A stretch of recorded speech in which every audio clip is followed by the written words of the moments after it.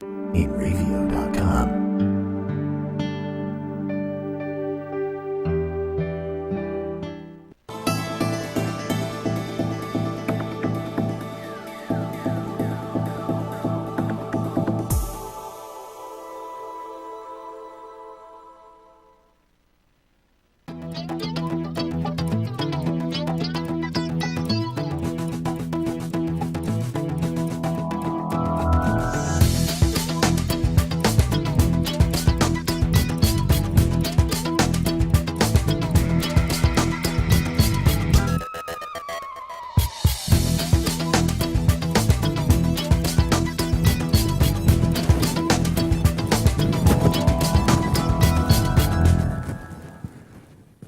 Hello again, everybody. This is Joe Larson. You're watching the 5 Off 5 On Racing Show. Welcome to another fun-filled evening of race chat, talk, and whatever else we could come up with. Looking forward to a good show tonight. Anyway, how do I want to put it? There's not a lot going on in front of the scenes race-wise, a lot behind the scenes going on as we prepare for the 2015 season. Speed Weeks is only a few weeks away. The Chili Bowl was this past weekend, and that's always a good event.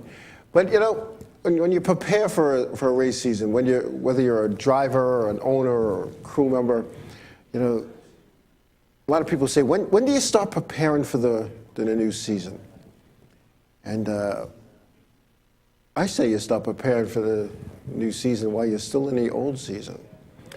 Start gathering up what you need: parts, equipment, sponsors, crew members, who's coming back, who's moving to South Carolina, who's not going to be around. You know, you never know. So you want to have your ducks in a row as you move into the off season, so you know where you're at.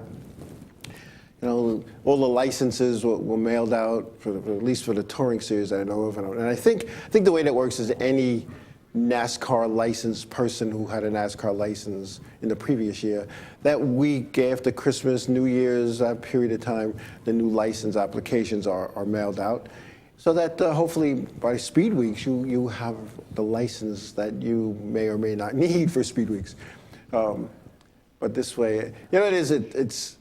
I always found that this time of year the licensing was a lot more efficient than if you waited to, you know, you go to your opening day racetrack, whether it's a local track or your opening touring series race.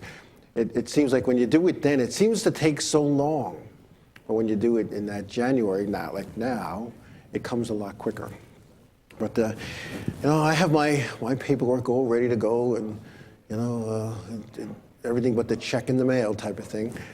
As I look forward to 2015. So, and I am looking forward to 2015. You know, it's funny. You know, wow, I chuckled.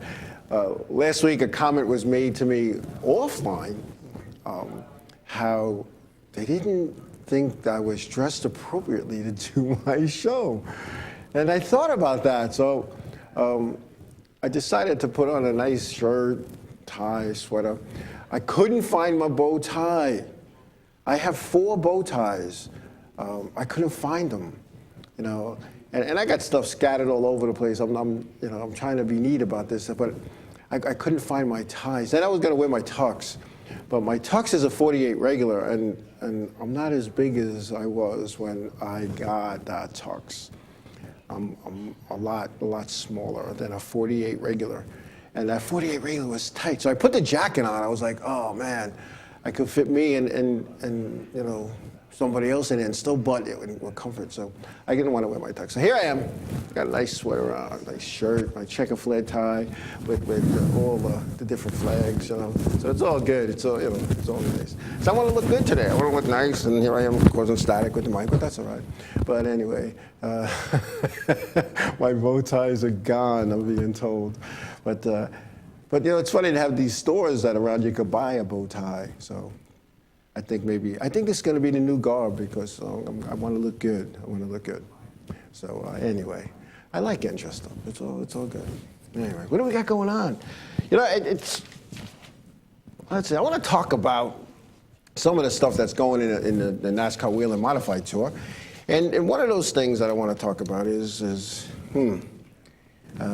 want to remind her that the 2016 season marks the 30th anniversary of the Modified Tour. And there might be a new face or two coming on into the series. Now, Eric Morello, he will be in Dick Barney's number 14, running a part-time schedule. Eric down from New Jersey. Dick Barney have been involved with the tour for quite some time. Reggie Ruggiero drove for him and during my tenure, those famous red number 14s. But Dick Barney, how can I put this without giving away any of his secrets? Dick Barney taught me how to finance your race team. That's all I'm going to say. And it's legal. It's all legit. No, there's no nonsense. But I sat down with him one day, and he said, never use your own money. Use the bank's. And I didn't know what he was saying. And he explained how he does it and what he does, and boom. Whatever he's got from the bank, whether he's taking an equity loan or a business loan, he's then pays that note off with the race winnings.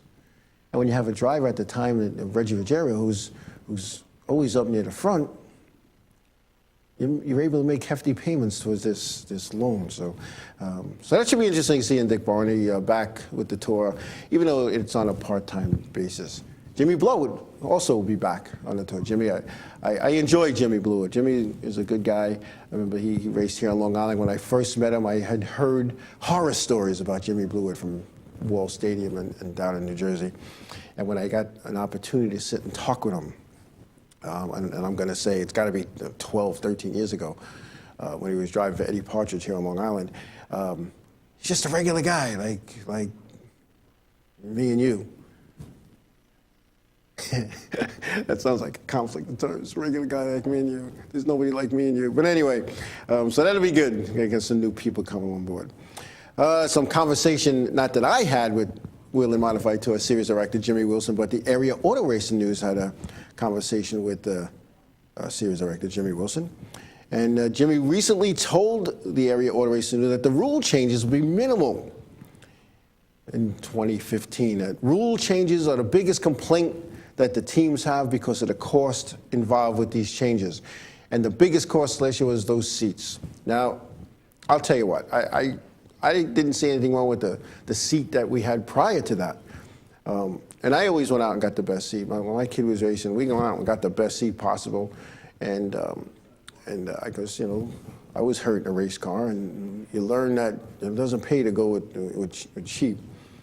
So, and no comments about the the pizza box firewall. I didn't drive the car with the pizza box firewall. Somebody else did. But anyway, so that was a big nut. That was like, just a little under $3,000 to put a seat in your race car. Then it was the windshield change and this change and that change, and the Troya cars had to be retrofitted for the seat. Your car had to go to Troya, and it was a whole big thing. But in the interest of safety, NASCAR does a lot of research down at the R&D Center down in North Carolina, Concord, North Carolina, and they don't just make these changes because they want to see the team spend money. Think about some of the rule changes over the years. Think about years and years ago when, in the start of this whole racing thing with NASCAR back in 1948, and Lee Petty going to the dealership. Think about this. Goes to his local dealership, buys a car, tapes up the lights, straps the doors shut so they don't fly open, puts a bar behind the seat so it doesn't go, and they go racing. And then somebody decided that we needed, seatbelts and roll cages, and all of a sudden those little leather helmets that they used, that the fighter pilots used to wear in World War II, those are the helmets. What were they gonna do for you? Nothing. But they had these helmets. Then they went to better helmets, and then I can remember when fire suits came out, and guys are racing in T-shirts. Now they came out with fire suits, and I look back at some of those fire suits. I'm like, those suits would cause a fire, let alone save you from a fire, because there were guys would hop out of their race cars and work on them, and they'll be filled with grease and gas and all kinds of nonsense. But think about the changes, how racing has evolved over the years, and I say it's going to continue to evolve. And just when you think it's gotten to the point where it's not going to change, it's going to change. But Jimmy, like I said, Jimmy Wilson said that the minimal rule changes, minimal cost to the teams. And he did say, according to Area Auto Racing News, that the Hoosier tire will remain the tire for the series in 2015. And I'm not sure how long of a contract they signed. So somebody said it's a done deal, signed, sealed, delivered for like a number of years. I was unable to find out. The spec engine, going to be used by a few more teams in 2015. The spec engine. It met with a lot of kickback, the spec engine. It was cheaper. Was it? I don't know. I've never gone out and bought a modified motor. I know what the motor in my car cost from Billy the Kid. But the spec engine, I don't know. Do the teams get a little bit of a break with the spec? Yeah, they get a little bit of a gear break. They get a little bit of a weight break. Is that in an effort to get all the teams to switch? I don't know. I think it just levels the playing field. A lot of testing was done to do that. All right, so I think it was. What else was he saying? Wilson also elaborated on the new tether system, that they'll be utilizing a new tether system, which will be attached to a welded bracket on the spindle to ensure the wheels stay on the chassis upon impact. For those of you who were at New Hampshire International Speedway, and then New Hampshire Motor Speedway, I should say, Eric Goodale hit the wall in practice and turned between 1 and 2, and it ripped right off. And that spindle went flying into the grandstand. Thank God it didn't happen during the race, because there was nobody sitting up there. And then Donnie Leah, similar incident coming out of 4 in Bristol, and that wheel went flying as well. So NASCAR had to come up with a way to keep the wheel attached to the car. You can't have these wheels go flying into the grandstands. That would be horrible. So anyway, what else we got going? First year NASCAR Wheeler Modified Tour owner Bill Darrow informed us that the Long Island driver Tom Rogers Jr. would pilot Darrow's Modified on the tour in 2015 with a limited schedule. So we'll see how that goes. Tom Rogers, he has his own tour-type legal modified that he's taken to some select races. Tom Rogers, always a guy always a contender. Runs very well at his local racetrack. In my opinion, he should have had a championship in 2014, but powers to be saw differently. We'll just leave that at that. But anyway, we're going to take a break. When we come back, we'll talk about some of the stuff that's going on elsewhere in racing when we come back.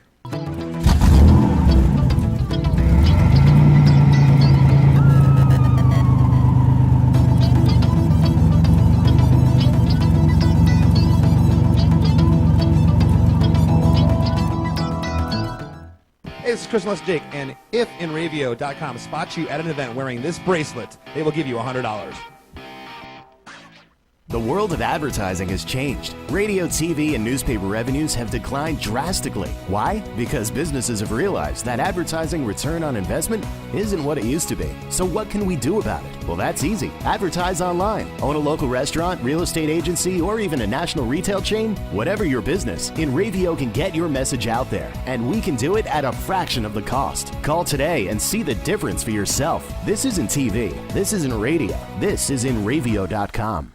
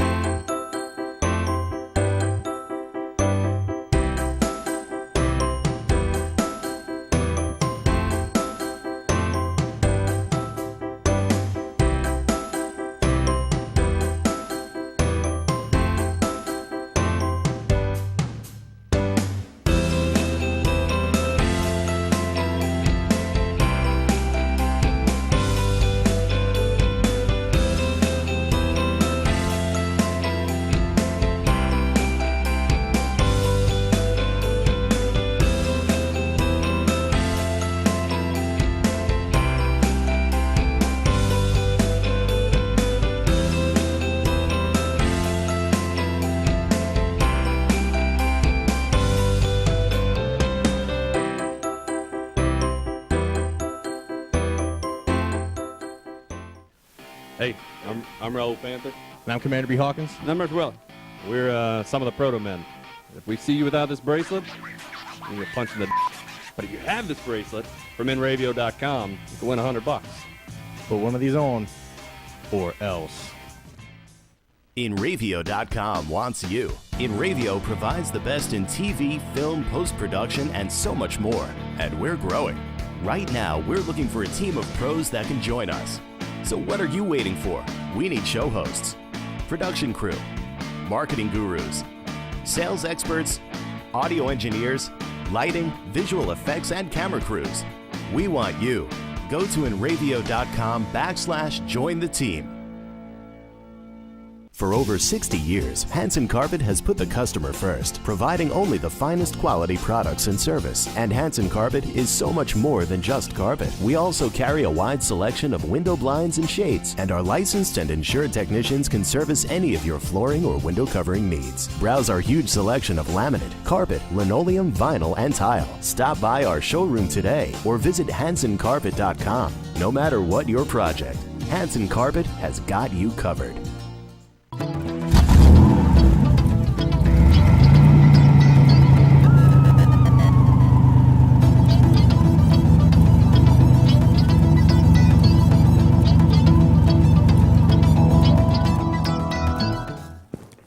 Hey, we're back.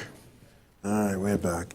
Hey, Justin Bonsignore is going to run Stafford in SK mod for car owner Art Barry.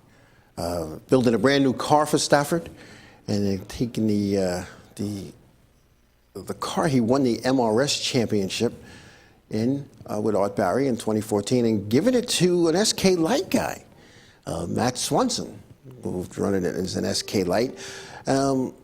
It's funny now. Justin's raced his local racetrack on Long Island. He's raced go-karts and champ karts. He's been racing since he's 4 or 5 years old, and it's funny to think that he's going to be treated as a rookie in the SK division at Stafford Motor Speedway in 2015.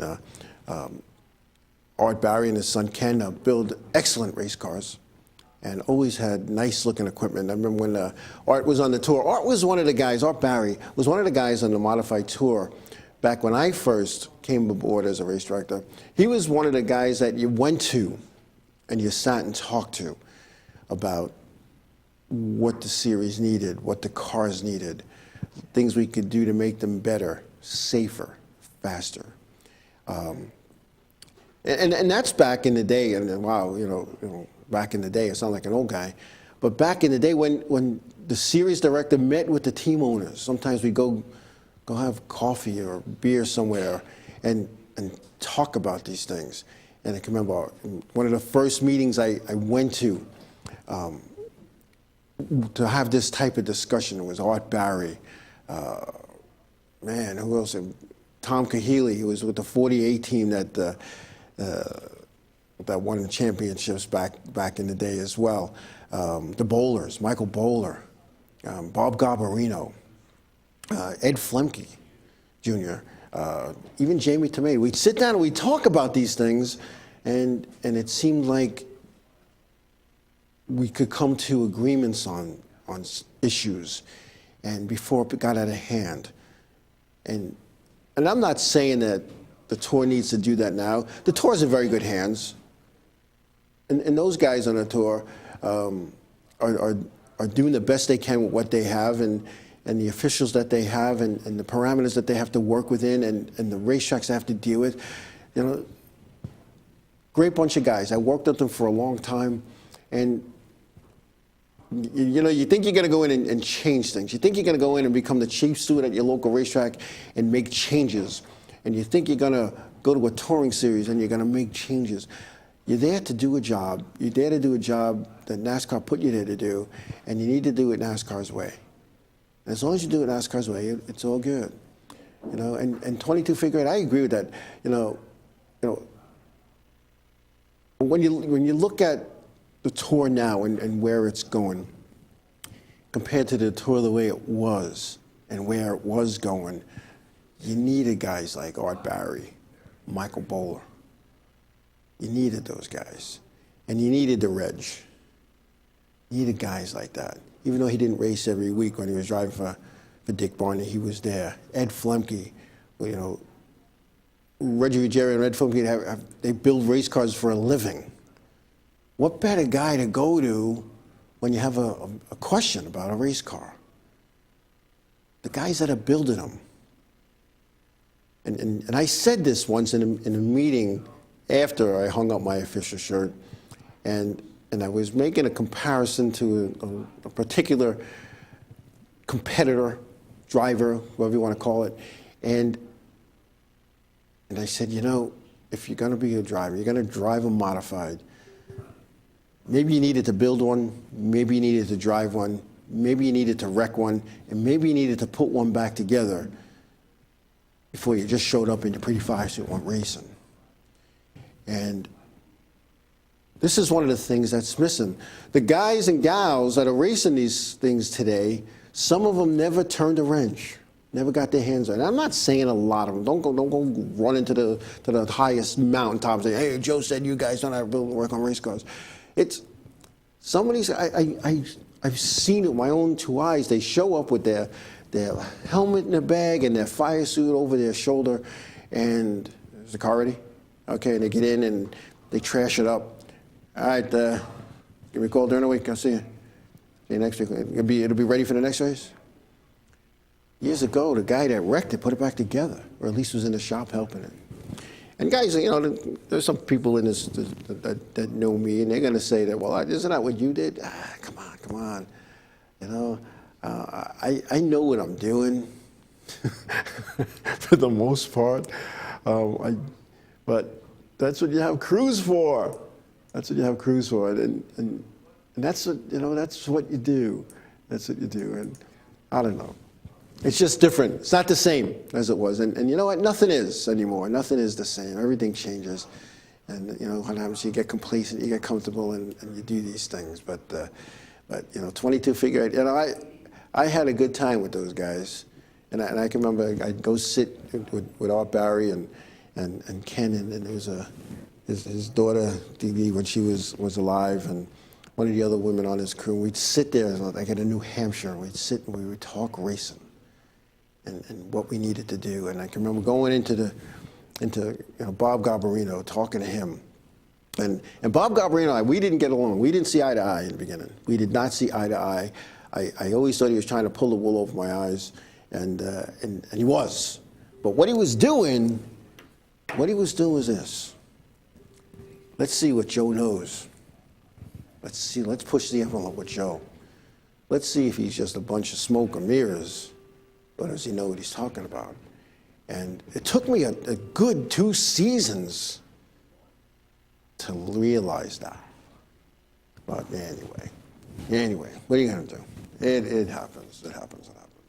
What do we got going? Hey, Chemung Speedrome is going to remain a Friday night track to avoid conflict. For those who don't know, John White, when he put his schedule out in January, John White said, we're going to run Saturday nights because Shangri-La released a schedule that called for select Saturday nights and only a handful of shows. And they didn't want to, they said, well, we can go Saturday. Well, Shangri-La changes their format, and they're going to race every Saturday. It's 30 miles away, and he doesn't want the drivers to have to make a decision where to go. Why should 2 tracks struggle? So John White, the ultimate businessman that he is, in my opinion, switched back to Friday nights. And now the drivers could go to both racetracks. And, you know, and it's almost like it was back in the 70s when you had, you know, the 3 tracks on Long Island. And you know, guys had a choice where they can go. But they can go to all 3 if they chose to as well. And I can remember times back in the day where it would be raining in Freeport, but not raining at Islip, or not raining out east. And a guy would load up and rush out there, and they'd even wait for guys. They'd even wait for drivers. But anyway, so that's what's going to happen at Chemung. They're going to go back to Friday nights, and hopefully it's going to help the fans, the car counts, the teams. Yeah, it's going to cost these teams some money to run twice a week, whatever. But you know, races are funny. Races are funny. They always seem to find the money to go race them. always seem to find the money to go racing. Whether it's from a sponsor, whether it's from whatever illegal means, I don't know. I mean, I was always able to find the money to go racing. But what are you going to do? But, and speaking of going racing, I had a nice conversation with my crew chief. My crew chief, DJ, is still suffering the ill effects of that vehicle accident he was in on the highway. And it looks like his racing career will be just as a spectator. It was, we had a great time with him at Thompson. And, yeah, I hear he's headed down south. Maybe he'll hook up with a Southern Tour team. You know, it's funny. He's a hands-on type of guy. And he's in the chat room, and I'm not trying to embarrass him, but he's a hands-on type of guy and knows his stuff. And you know what? Unless your nieces are there, you can sit on a tire and advise us. You know, you're the eyes, you're the brain. And that's how I learned how to work on race, because I didn't know what I was doing. And I had somebody say to me, all right, get this wrench and do this. Get that wrench and do this. I was not mechanical by any means growing up. It wasn't something I had any desire to do. None. You know, you know, it's I'm gonna miss him. I gotta, so hopefully I get down there and I'll go see him. But and yeah, it was 2 seasons. It was 76, 77 that they ran, you know, head to head. And it was kind of funny here in Long Island when Islip and Freeport running back and forth together. You know, you would see some guys, they get kicked out of one track because one was NASCAR, one wasn't, and who'd get suspended and do a little flip-flop thing, you know, back in the day. And it was close enough that they could do that. It was close enough that then they ran out east on a Friday night, and then there was some Sunday shows, but it was a different time. It was a much different time. You could go racing a lot more than you can today, and the cost was a lot different. And yeah, you know, it's funny, 22 figure eight, you know, when you no problem, Silverback.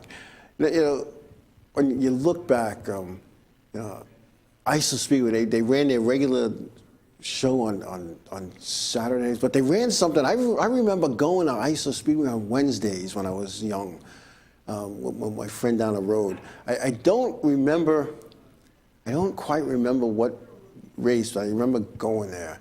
You know, but back in the day. But yeah, Freeport seemed to have, Freeport paid a much better purse, if I'm not mistaken, with the modifieds. A much better purse than Islip did. And then Islip started paying a little bit more. And then there was NASCAR, then there wasn't NASCAR. It was one of those things back in the day. But it was all good. It was all good back those days. I remember being a kid going to Freeport. I thought that was a real big racetrack, you know. And then I went to Islip, and it was a little bit smaller. Oh, Freeport, so then I went out east, and you know, it seems to be a big difference between a fifth of a mile and a quarter of a mile. And I don't know if it's the way it was laid out, the way the seats were, but I just remember going to this quarter of a mile high banked racetrack out east. And it just seemed bigger. And the figure eight course was laid out different. But yeah, that's what happens, you know, you try to catch up too late. But, and, you know, and maybe it was midgets. I'm trying to remember, you know, because I remember most everything. And it's all, that whole period of my life going to racing. So I didn't go a lot, but, you know, from like 1965, when I went to my first race, to 1973, you know, I was lucky if I went 2 or 3 times a year. And then in 73, I went a little more. And then when I got my license, I was going into the races. Oh, man, I was going to races all the time. All the time. You know, but yeah, there's some of the things that you know, the promoters at Islip Speedway back in the 60s and the 70s, you know, Larry Mendelson and whatnot, they did things like football demolition. It was really soccer, but they took a Volkswagen. It was 2 teams. The cars were painted identical on each team, and whoever got that little Volkswagen through the goal line, got a point, and it was. But they only had. See, this is what was good about it. They only had modifieds and figure eights, and they brought in some other racing thing. Whether it was a football demo, a demolition derby, the midgets. I can remember they had farm animals, and the drivers got on the horses and ostriches and llamas and all, and did a race. Remember the superstar competition? It was like the Olympics where the drivers would run sprints and stuff. You went to the track Daddy took you. I went to the track my grandfather took me to when I was a kid growing up, wherever we went. And then it just seemed so different back then and compared to what it is now. But anyway, we're going to take a break. And when we come back, we got some stuff to talk about in the top series, the Cup Series, when we come back.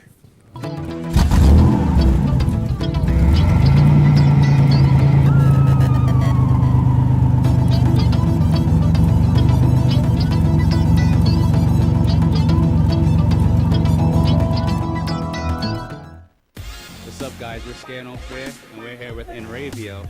If they catch you at a show with one of these bracelets, you will win $100. That's a lot of money. So get a bracelet. Do whatever it takes to get that. Hit them up online.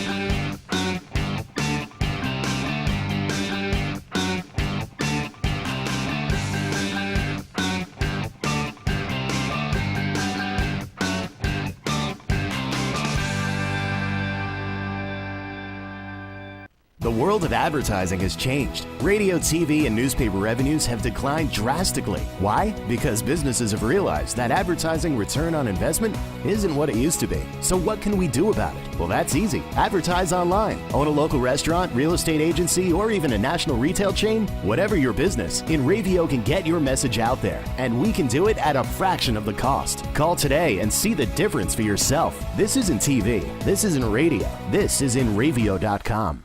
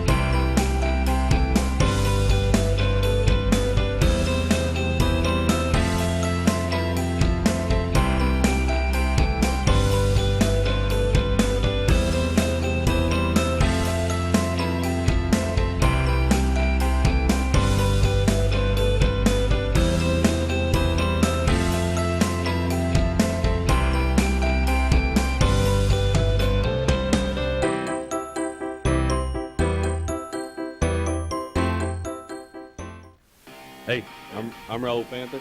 And I'm Commander B. Hawkins. And I'm Russ Weller. We're some of the proto men. If we see you without this bracelet, you're punch in the But if you have this bracelet from Enravio.com, you can win $100. Put one of these on, or else. For over 60 years, Hanson Carpet has put the customer first, providing only the finest quality products and service. And Hanson Carpet is so much more than just carpet. We also carry a wide selection of window blinds and shades, and our licensed and insured technicians can service any of your flooring or window covering needs. Browse our huge selection of laminate, carpet, linoleum, vinyl, and tile. Stop by our showroom today or visit HansonCarpet.com. No matter what your project, Hanson Carpet has got you covered.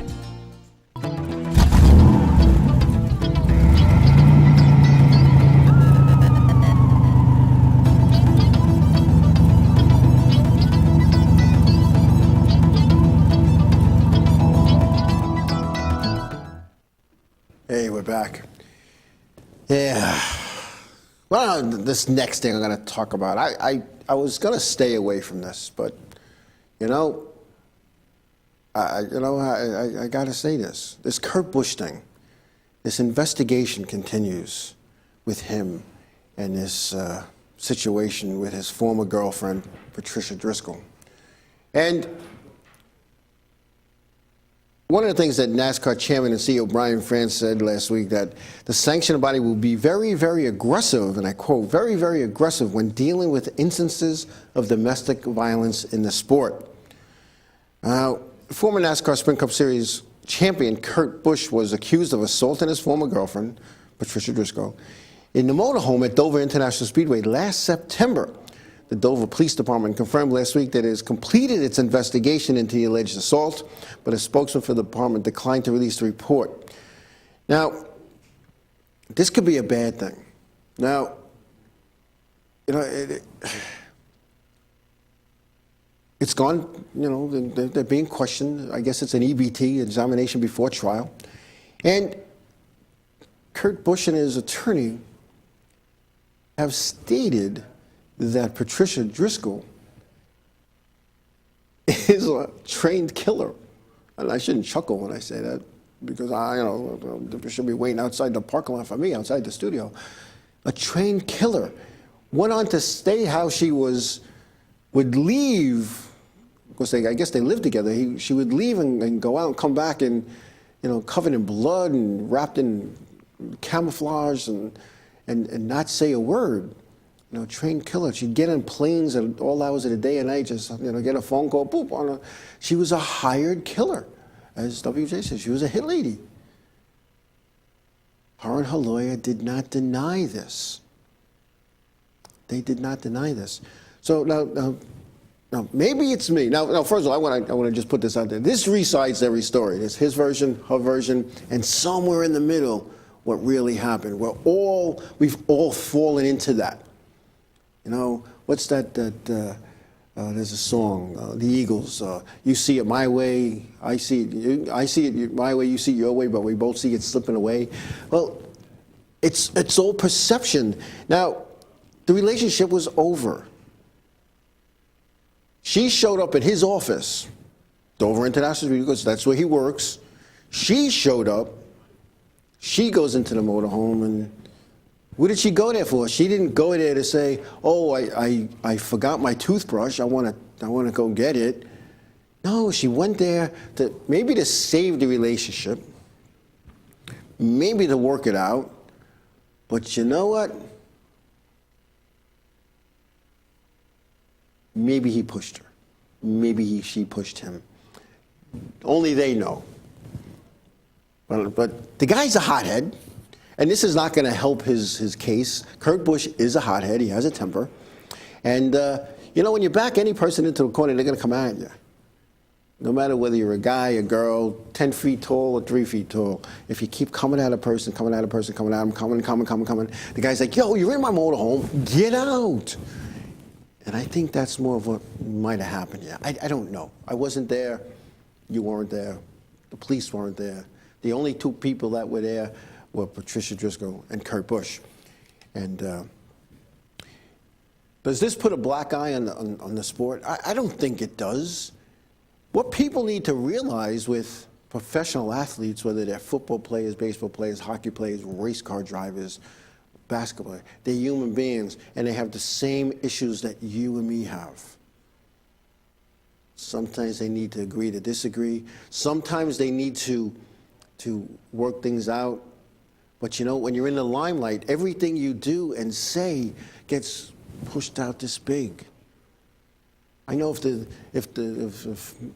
Smith and Mrs. Jones down in my neighborhood got into an altercation, there wouldn't be headline news for it.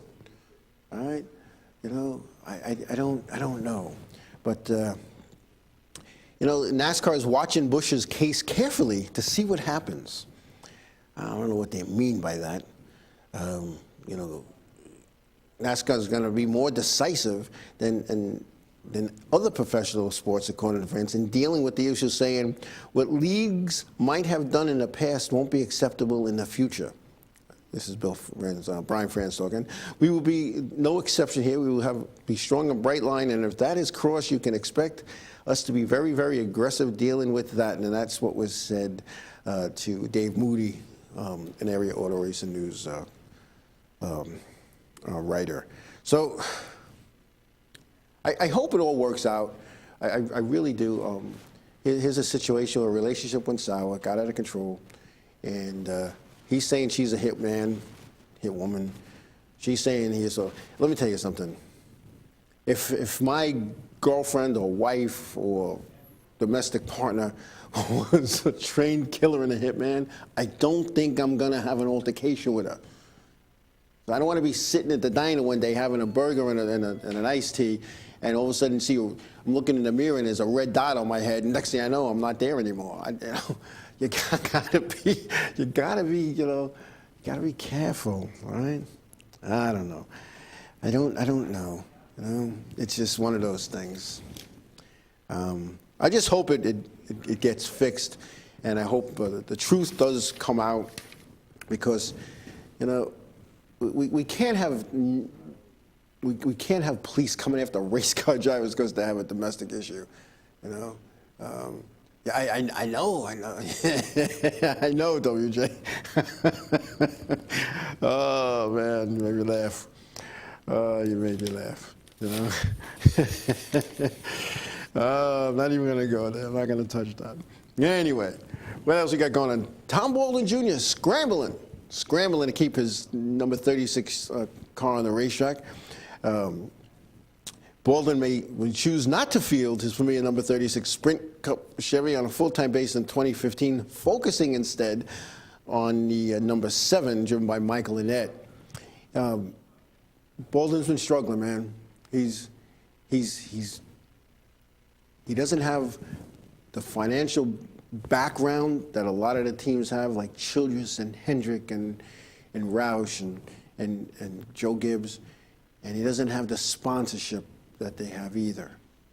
And he's trying to make it happen. And his heart for racing sometimes overtakes that. Because, like his father before him, Tom Baldwin Sr., he made it happen. Sometimes unlimited resources, made it happen.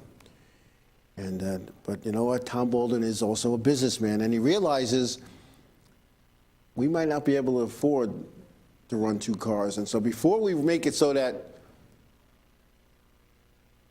we don't have any cars racing, let's trim some of the fat. Let's run select races with the one of the cars with the 36. And let's try to make the 7 car the best that it could possibly be. All right? I don't know. Tom Baldwin Jr. has made a total of 321 career Sprint Cup Series starts since becoming a team owner in 2009, with a best finish of 3rd at Talladega in 2011 with driver Dave Blaney. Michael Annett ran the full 36-race schedule in Baldwin's number 7 this past year, finishing 32nd in the points. Now you're going to think 32nd, wow, that's not that good. But you know what? He made the races. He was there. Reed Sorensen drove the 36 to 34th in the final standings. Blaney, Mike Bliss, Bobby Labonte combined for 10 starts in the 83rd number 37 machine last year. So,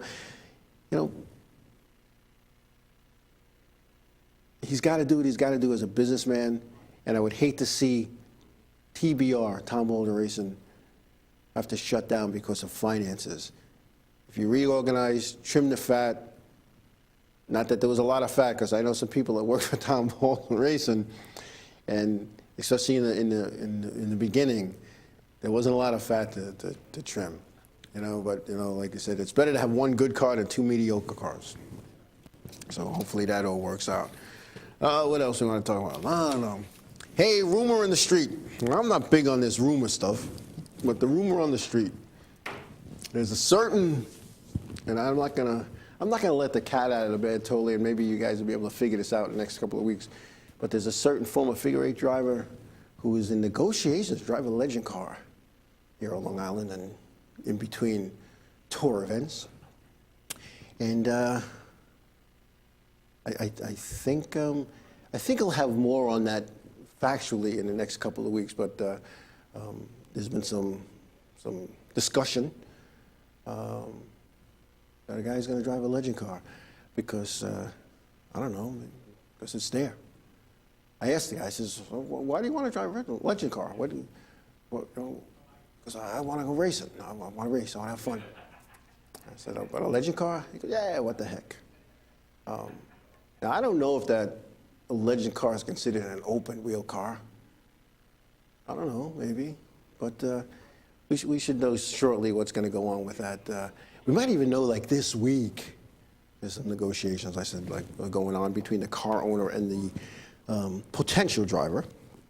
A couple of people have knocked on the door for this team, but this guy, I think, is going to... I think he has what the car owner needs. So we'll see. We'll see what happens. And what are you guys talking about? Let's see. Yeah. Better one good car than two. Yeah, we said that. Winning $10 is better than nothing. That's right. 22 figure. I'll tell you, 22 figure. I'd love to see you back out there, man. I would love to see you back. I had fun racing with you. Maybe not every week, but we had fun. You're one of the guys that it was fun to watch. Fun to watch. You know, it was definitely good. But anyway, we got a few minutes left. Let's see. I think we're going to take a break, and we're going to wrap up with something that's going to be new in the Cup Series and in NASCAR, NASCAR officiating. And I think if you don't know about this already, you're going to know it today. And I love it when we come back.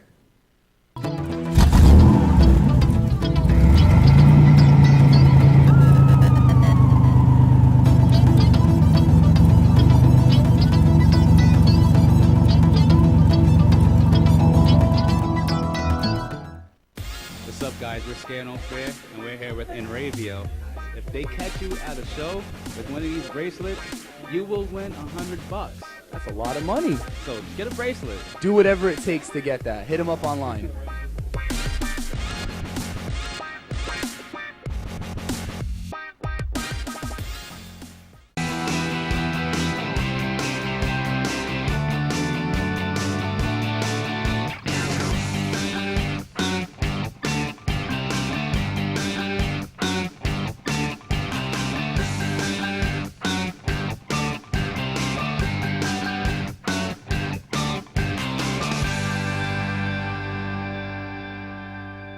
The world of advertising has changed. Radio, TV, and newspaper revenues have declined drastically. Why? Because businesses have realized that advertising return on investment isn't what it used to be. So what can we do about it? Well, that's easy. Advertise online. Own a local restaurant, real estate agency, or even a national retail chain? Whatever your business, Enravio can get your message out there, and we can do it at a fraction of the cost. Call today and see the difference for yourself. This isn't TV. This isn't radio. This is Enravio.com.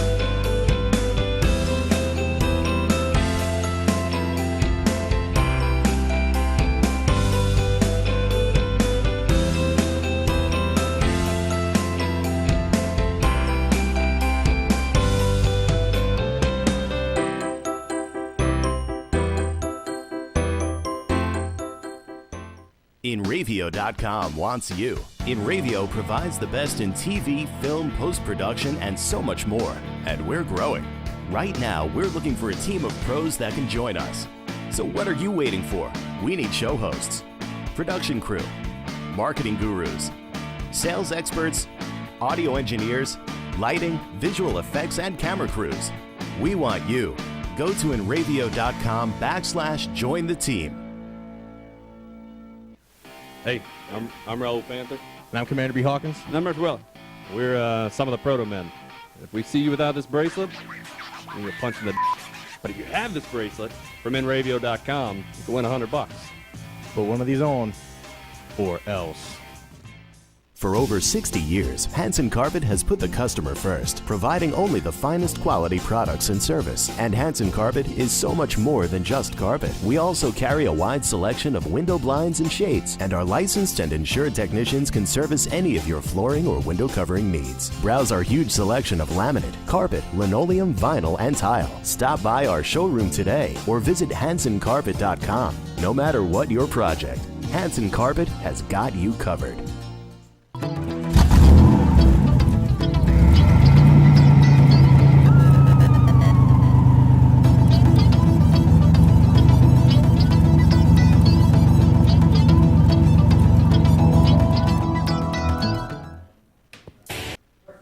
All right. So a little thing that's going to be happening in NASCAR. I don't read the letter. I just saw a question mark on the open the chat room. Well, that's twice today I left. But anyway, NASCAR officials will no longer be standing alongside a crewman to police pit road in 2015. A new technology-driven system which uses 45 cameras which will feed video of every pit stop made during a race will be utilized. 8 officials will log into the system, watch, and report violations. Basically, it works like this. Camera will display 2 separate pit stalls, and once a car is on pit road, the individual camera will record its progress as it moves through the service area. One of 8 officials will monitor the stop, noting the number of tires taken, whether fuel was taken, any chassis adjustments or repairs, and it will record how many men went over the wall. Did they drive through too many pit stalls coming in and going out? And did they leave the pit area, the service area as it's called, with equipment?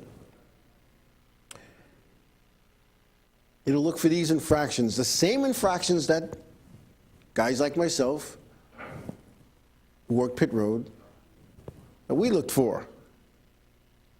There's 3 groups: vehicle, equipment, and personnel. So they look at the vehicle when it comes in. You can't go through a bunch of pit boxes to get to yours. You can only go through 3. So you pull into your box. Is your car in the box? Is it out of the box? Is the front valance or bumper past the front of the pit box? Then you got to move them back. Are the wheels outside the box, on the outside? If so, it's got to go in the box.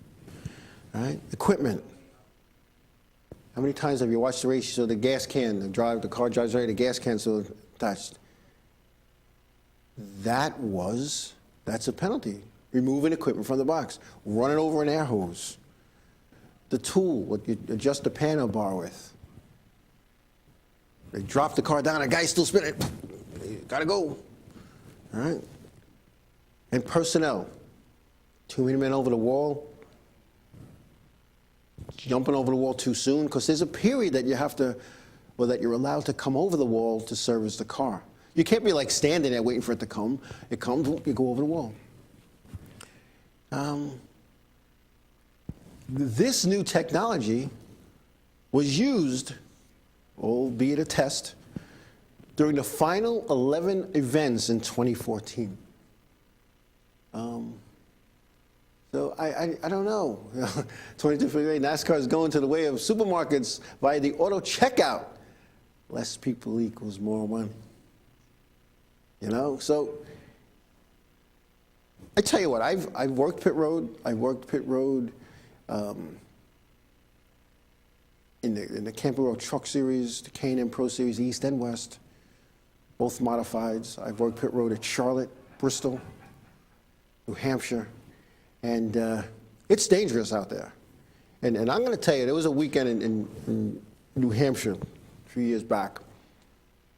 There was a dark cloud. Well, I shouldn't say there was. That dark cloud that's following me for the last 10 or 12 years followed me to New Hampshire, and I did the K&N Pro Series race, and of course, the team that I was in charge of on that day, the tire carrier got hit by a car, broke his ankle. I did the truck race, and no, what did I do? No, then I did the modified race, and team I was on, not only did I get hit, and I didn't go down, I just stumbled, but the guy that was tire carrier came out, and the tire was hit, and it spun him around, but his foot stayed planted, so he broke his leg. He's down. Now I'm going to do the truck race, and Todd Bodine comes over and he goes, "You're in our pit stall?" I said, "Yeah." He goes, No. And I said, come on, the odds in your favor. This is my third event. They're not gonna hurt somebody else. Sure enough, a guy in his crew got hit by a car too. So it's dangerous out there.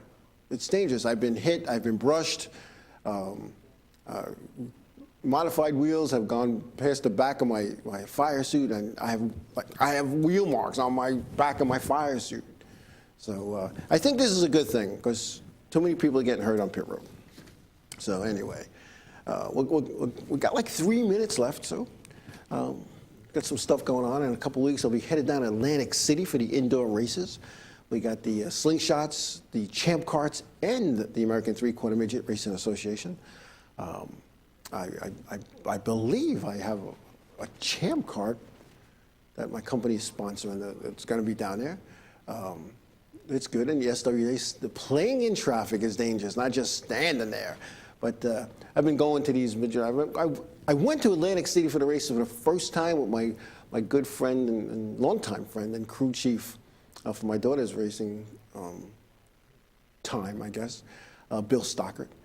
We had we had some fun going to these races, and you know, you would think sometimes 22 figure. Sometimes you gotta let it go. Come on, you know, come on. I didn't do it I wasn't driving the car. I was just officiating. But anyway, so Atlantic City will be coming up. I totally enjoy those races, the indoor races.